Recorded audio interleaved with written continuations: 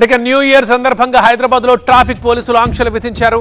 రాత్రి 11 గంటల నుంచి ఉదయం 2 గంటల దాకా ఆంక్షలు అమల్లో ఉండబోతున్నాయి. సో జాగ్రత్తగా వినండి ఈ ఆంక్షలన్నింటినీ.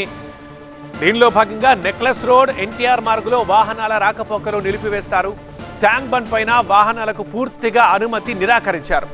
నగరంలోని కొన్ని ఫ్లైఓవర్లను మూసేస్తున్నట్టు తెలిపారు. పీవీ ఎక్స్ప్రెస్ హైవేపైకి వెళ్లాలంటే ఫ్లైట్ టికెట్ తప్పనిసరి, అది చూపించాలని చెప్తున్నారు ట్రాఫిక్ పోలీసులు.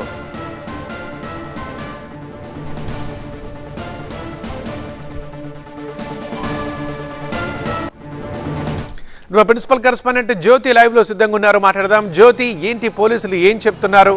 నిరుడితో పోలిస్తే ఈసారి ఏ విషయంలో పకడ్బందీగా పోలీసులు ఉన్నట్లుగా అర్థమవుతుంది మనకు?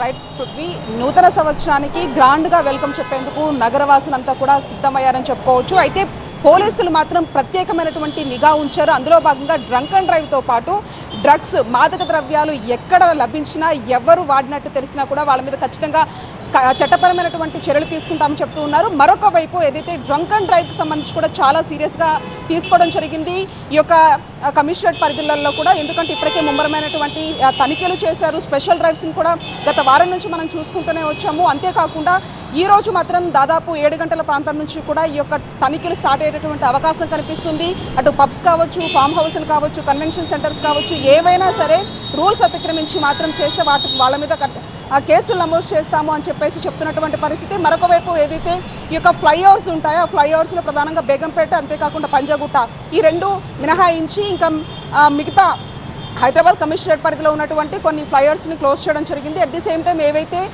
ఎయిర్పోర్ట్కి వెళ్ళేటటువంటి వాళ్ళకి సంబంధించినటువంటి ఎయిర్పోర్ట్ ఆ టికెట్స్ చూపిస్తేనే వాళ్ళు అక్కడ నుంచి వాళ్ళు ఆ ఫ్లైఓవర్ మీదకి అనుమతిస్తారు. అంతేకాకుండా ఇక సైబరాబాద్లో కూడా చాలా ఎక్కువగా ట్రాఫిక్ అయ్యేటటువంటి అవకాశం ఉంటుంది కాబట్టి అక్కడ మాత్రం అన్ని ఫ్లైఓవర్స్కి కూడా మినహాయింపు ఇవ్వడం జరిగింది. ఎందుకంటే ప్రధానంగా గచ్చిబౌలి, అంతేకాకుండా ఈ యొక్క మాదాపూర్ లాంటి ప్రాంతాల్లో ఎక్కువగా పబ్స్ ఉన్నాయి. చాలామంది ఈ యొక్క పార్టీస్కి అటెండ్ అవుతూ ఉంటారు కాబట్టి దాన్ని దృష్టిలో పెట్టుకొని గతంలో జరిగినటువంటి ఒక ఇన్సిడెంట్స్ని కావచ్చు, అంతేకాకుండా ఆ ట్రాఫిక్ వల్ల ఏర్పడినటువంటి ఇబ్బందులు కావచ్చు, వాటిని దృష్ట్యా కూడా ఆ ఫ్లైఓవర్స్ అన్నింటినీ కూడా ఓపెన్ చేయడం జరుగుతుంది. ప్రధానంగా కూడా డ్రంక్ అండ్ డ్రైవ్తో పాటు డ్రగ్స్, ఈ రెండింటికి సంబంధించి చాలా సీరియస్గా వ్యవహరిస్తున్నారు. మరొక వైపు ఎవరైతే పబ్స్కి లేదంటే కన్వెన్షన్ సెంటర్స్కి ఆయా ప్రదేశాల్లో వెళ్ళేటటువంటి మహిళలు కావచ్చు, లేకపోతే యూత్ ఎక్కువగా అటెండ్ అవుతూ ఉంటారు కాబట్టి వాళ్ళకి సంబంధించి కూడా షీ టీమ్స్ 15 బృందాలుగా కూడా ఒకవైపు హైదరాబాద్ కమిషనర్తో పాటు సైబరాబాద్ కావచ్చు, లేకపోతే రాచకొండ, లేకపోతే ఆయా ప్రదేశాలు ఏవైతే ఉంటాయో వాటిలలో కూడా పూర్తి స్థాయిలో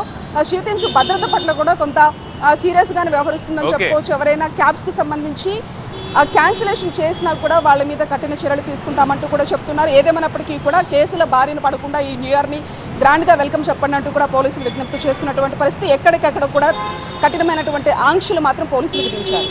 రైట్ జ్యోతి.